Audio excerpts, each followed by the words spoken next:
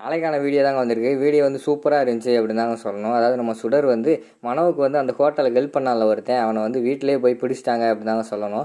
அதுவும் இல்லாமல் நம்ம சுடரை வந்து நம்ம எலியில் வந்து கட் பண்ணிட்டாரு அப்படின்னு தாங்க சொல்லணும். அதெல்லாம் பார்க்குறப்ப நம்ம சேனலை மட்டும் மறக்காமல் லைக் அண்ட் சப்ஸ்கிரைப் மட்டும் பண்ணிடுங்க. ஃபஸ்ட்டு எடுத்தோடனே நம்ம சுடர் வந்து யோசிச்சுக்கிட்டே இருக்காங்க, யார் அவன் அந்த ஹோட்டலில் ஒரு நாள் மட்டும் வேலை பார்த்துட்டு அதுக்கடுத்து வரலைன்னா அவன் யார், அவனை எப்படி கண்டுபிடிக்க அப்படின்னு சொல்லிட்டு அவங்களோட ஃப்ரெண்டு ஒருத்தவங்க இருக்காங்க.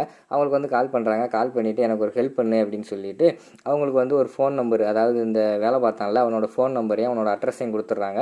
இவன் வந்து எங்கே இருக்கான் என்னன்னு வந்து எனக்கு பார்த்து கண்டுபிடிச்சி சொல்லு அப்படிங்கிற மாதிரி சொன்னோடனே சரின்னு சொல்லிவிட்டு அவங்களும் நான் கண்டுபிடிச்சி கால் பண்ணுறேன் அப்படின்னு சொல்லிட்டு வச்சிடுறாங்க. அடுத்த சீனில் பார்த்தா நம்ம அஞ்சலி வந்து ரொம்ப கவலையோடு இருக்கிற மாதிரி காட்டிக்கிட்டு இருக்காங்க. என்னடா கவலையாக இருக்காளே அப்படின்னு சொல்லிட்டு நம்ம சுடர் போய் என்ன அஞ்சலி கவலையாக இருக்க அப்படிங்கிற மாதிரி கேட்ட உடனேயும் மனோ ஆண்டிக்கும் அப்பாவுக்கும் கல்யாணம் நடக்க போதில்லை, அதான் கவலையாக இருக்கேன் அப்படிங்கிற மாதிரி சொல்கிறாங்க. அதை பற்றியெல்லாம் நீ கவலைப்படாத, கல்யாணத்தை நான் பார்த்துக்கிறேன், நான் வந்து கல்யாணத்தை நிறுத்திடுவேன், நீ ஒன்றும் கவலையப்படாத அப்படிங்கிற மாதிரி சொல்கிறாங்க. நீ நிறுத்திடுவியா கல்யாணத்தை அப்படிங்கிற மாதிரி சொன்னோன்னே, ஆமாம் நான் நிறுத்திடுவேன், நீ ஒன்றும் கவலையப்படாத, கண்டிப்பாக வந்து உனக்கு பிடிச்சவங்க தான் உனக்கு அம்மா வருவாங்க, உனக்கு மனவை வந்து பிடிக்கலையில அவங்க வரவே விட மாட்டேன் நான் அப்படிங்கிற மாதிரி வந்து நம்ம சுடர் சொல்கிற மாதிரி காட்டிக்கிட்டு இருக்காங்க. அப்போனா எனக்கு பிடிச்சவங்க தான் வருவாங்கன்னா எனக்கு பிடிச்சவங்க வந்து நீயே பேசாமல் எங்கள் அப்பாவை கல்யாணம் பண்ணிக்கிறியா, நீயே எனக்கு எங்கள் அம்மாவை வந்துரு அப்படிங்கிற மாதிரி சொல்கிறாங்க. அதை கேட்டவொடனே நம்ம சுடருக்கு வந்து பயங்கரமான ஷாக் ஆயிடுது. என்னடா நம்மளே அம்மா வர சொல்கிறா அப்படின்னு சொல்லிட்டு, இங்கே பாரு நான் வந்து இப்போ உனக்கு ஃப்ரெண்டாக தானே இருக்கேன், நான் எப்போயுமே உனக்கு ஃப்ரெண்டாக இருப்பேன் அப்படிங்கிற மாதிரி சொல்கிறாங்க.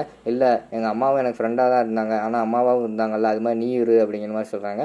அதெல்லாம் கிடையாது, நான் உனக்கு கண்டிப்பாக பார்த்துக்கிட்டு தான் இருப்பேன், ஆனால் நான் வந்து உனக்கு அம்மா வரமாட்டேன் அப்படிங்கிற மாதிரி யோசிச்சுட்டு அப்படின்னு சொல்லிட்டு மனசுக்குள்ளே யோசிக்காங்க. நம்மளோட எய்மே வந்து வெளிநாட்டில் போய் நான் வந்து செட்டில் ஆகிடுறதான். ஆனால் இப்போ என்னடானா இவன் என்னடானா என்னை அம்மா வர சொல்கிறாடே அப்படின்னு யோசிச்சுட்டு, நீ ஒன்றும் கவலைப்படாத கல்யாணத்தமே நிறுத்திடுவோம் அப்படின்னு சொல்லிட்டு சமாதானப்படுத்தி அங்கேருந்து வந்து கூட்டு போயிடுறாங்க. கூட்டு போய் நம்ம அஞ்சலி வந்து படுக்க வச்சுட்டு நம்ம சுடர் போய் அவங்க தூங்கிட்டு இருக்காங்க. தூங்கும்போது பார்த்தா அவங்க காலில் யாரோ மெட்டி போடுற மாதிரி தாலி கட்டுற மாதிரி எல்லாம் கனவு வர ஆரம்பிச்சிருது. அதை பார்த்தோன்னே அவங்க பயங்கரமாக ஷாக் ஆகிடுறாங்க. எந்திரிச்சு தண்ணியெல்லாம் குடிக்காங்க. என்ன நமக்கு யாரோ வந்து தாலி கட்டுறாங்க, மெட்டியெல்லாம் போடுறாங்களே, இது நல்லதுக்கு இல்லையே, இது என்னவா இருக்கும், அது மட்டும் உண்மையாக நடந்துடக்கூடாதுன்னு சொல்லிட்டு அவங்க அன்றைக்கி நைட்டு தூங்காமல் மறுநாள் காலையே அதையும் நினச்சி ஃபீல் பண்ணிக்கிட்டு இருக்காங்க. அது மட்டும் நடந்துடக்கூடாதுன்னு அதை பார்த்துட்டு நம்ம எழிலோட அம்மா வந்து என்ன ஒரு மாதிரி சொல்லிகிட்டே போகிறா, அவர் வேண்டுதலாக இருக்குமோ அப்படின்னு சொல்லிட்டு அவங்களும் அமைதியாக இருந்துடுறாங்க. அடுத்த சீனில் குழந்தைங்க நம்ம எழில் எல்லாருமே பயங்கரமாக ட்ரெஸ் போட்டு வந்திருக்காங்க. எதுக்குன்னு பார்த்தோம்னா கல்யாணத்துக்கு முன்னாடி வந்து ஃபோட்டோ ஷூட்டெல்லாம் எடுப்பாங்கள்ல, அதுக்காக வந்து ஃபோட்டோ ஷூட் பண்ணுறதுக்காக நம்ம இவர் வந்து கூப்பிட்டு வந்திருக்காரு. நம்ம மனோவோட அப்பா வந்து நம்ம எழிலுக்கு வந்து இன்ட்ரெஸ்ட் இல்லை அப்படின்னு சொல்கிறாரு. என்ன மாப்பிள்ள அப்படிலாம் சொல்லக்கூடாது, என்னதான் இருந்தாலும் கல்யாணத்தை வந்து ஒரு மெமரிஸ் அதெல்லாம் எடுத்து வைக்கணும் அப்படிங்கிற மாதிரி சொல்லிட்டு எப்படியோ கன்வின்ஸ் பண்ணி ஃபோட்டோ ஷூட்டுக்கு வந்து ஒத்துக்கிற வச்சிடுறாங்க. அவங்க எல்லாருமே சேர்ந்து அங்கே வந்து ஃபோட்டோ எடுத்துக்கிட்டு இருக்கிற மாதிரி காட்டுறாங்க. ஃபஸ்ட்டு வந்து நம்ம எழிலும் அதுக்கடுத்து மனவும் தான் ஃபோட்டோ எடுத்துக்கிட்டு இருக்காங்க. அதை பார்த்தோன்னே குழந்தைங்களுக்கு வந்து பயங்கரமான கடுப்பாயிருது. என்ன நம்மளை விட்டுட்டு அவங்க மட்டும் ஃபோட்டோ எடுக்காங்க, இது நல்லது இல்லையே அப்படிங்கிற மாதிரி யோசிச்சுக்கிட்டே இருக்காங்க. இது எல்லாத்தையுமே அங்கிட்டு இந்து வந்து பார்த்துக்கிட்டே இருக்காங்க. நம்மளும் போய் நம்ம ஹஸ்பண்டு கூட போய் ஃபோட்டோ எடுத்தால் நல்லாயிருக்கும் அப்படின்னு சொல்லிட்டு அவங்களும் போய் சும்மா ஃபோட்டோக்கு நின்றுக்கிட்டு இருக்கிற மாதிரி காட்டிக்கிட்டு இருக்காங்க.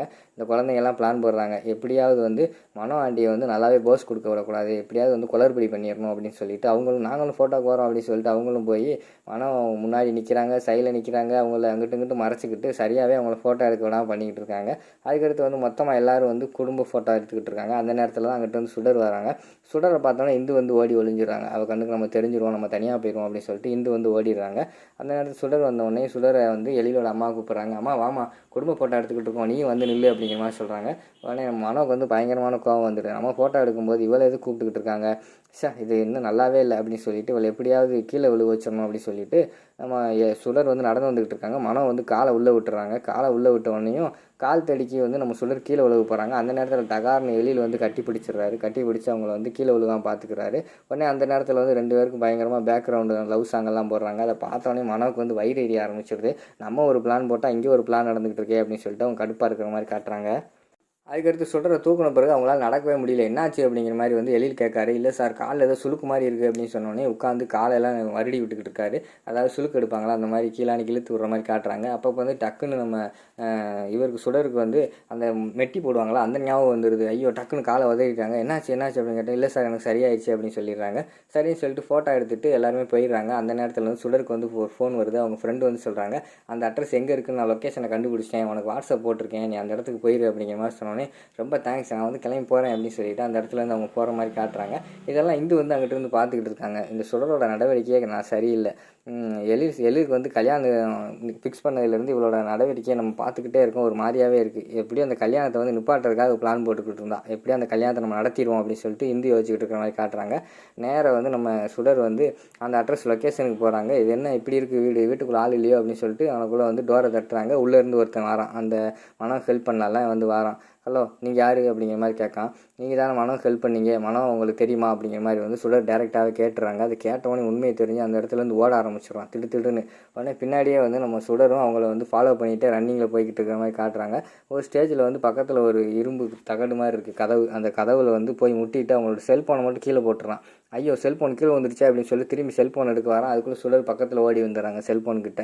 செல்ஃபோன் போனால் போகுது, நம்ம தப்பிச்சிடும் அப்படின்னு சொல்லிட்டு அவன் தப்பிச்சு ஓடிடுறான். அதுக்கடுத்து வந்து நம்ம சுடர் ஃபோன் எடுத்துகிட்டு என்ன தப்பிச்சு ஓடுறான், கண்டிப்பாக வந்து மனோவுக்கு இவனுக்கு ஏதாவது தொடர்பு இருக்கும், அவரோட மனோவோட நம்பர் இருக்கான்னு பார்ப்போம்னு சொல்லிட்டு பார்க்காங்க. மனோவோட நம்பர் இல்லை, என்ன வாய்ஸ் சேஞ்சர் அப்போல்லாம் ஏற்றி வச்சுருக்கான் அப்படின்னு சொல்லிட்டு உடனே மனோவுக்கு கால் பண்ணி பேசுவோன்னு சொல்லிட்டு வாய்ஸ் ஆம்பளை மாதிரி சேஞ்ச் பண்ணி மனோவுக்கு கால் பண்ணுறான்.